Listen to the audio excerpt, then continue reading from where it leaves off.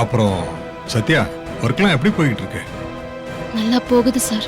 நான் என்ன முடிவு பண்ணிருக்கேன்னா, யாமினி செஞ்ச தப்பால அவளை வேலையை விட்டு அனுப்பியாச்சு.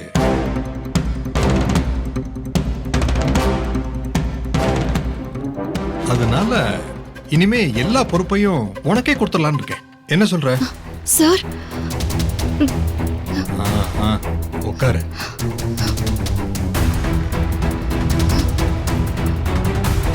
என்ன சார் திடீர்னு பொறுப்பு கொடுக்கறீங்க? திடீர்னு இல்லம்மா, நீ கம்பெனி விஷயத்துல எவ்வளவு பொறுப்பா சின்சியரா இருக்க.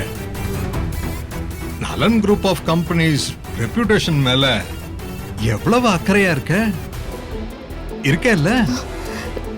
இருக்கேன் சார். அதனாலதான் உன்கிட்ட எல்லா பொறுப்பையும் கொடுத்துடலான்னு இருக்கேன். ஆனா அந்த பொறுப்பை உன்கிட்ட கொடுக்கறதுக்கு முன்னாடி நான் உன்கிட்ட சில கேள்விகள் கேட்கணும்.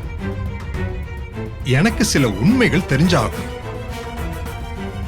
என் டவுட்ஸ் எல்லாம் நீ கிளியர் பண்ணிட்டேன்னா அப்புறம் நீ தாராளமா பொறுப்பேத்துக்கலாம். என்ன டவுட் சார்? செல்வநாயகி வீட்டு ஃபங்க்ஷன் எப்படி யாரால ஸ்டாப் ஆச்சு?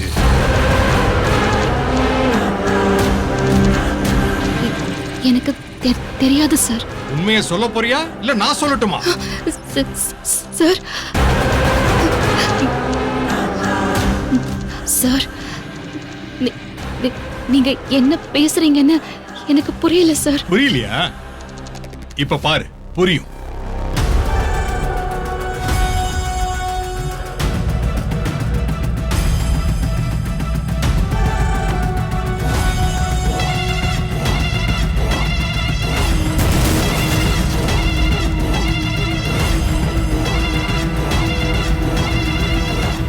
இந்த ஆதாரம் போதுமா? இப்பவாவது உண்மையை சொல்லு. யார் நீ? உனக்கு என்கிட்ட என்ன வேணும்?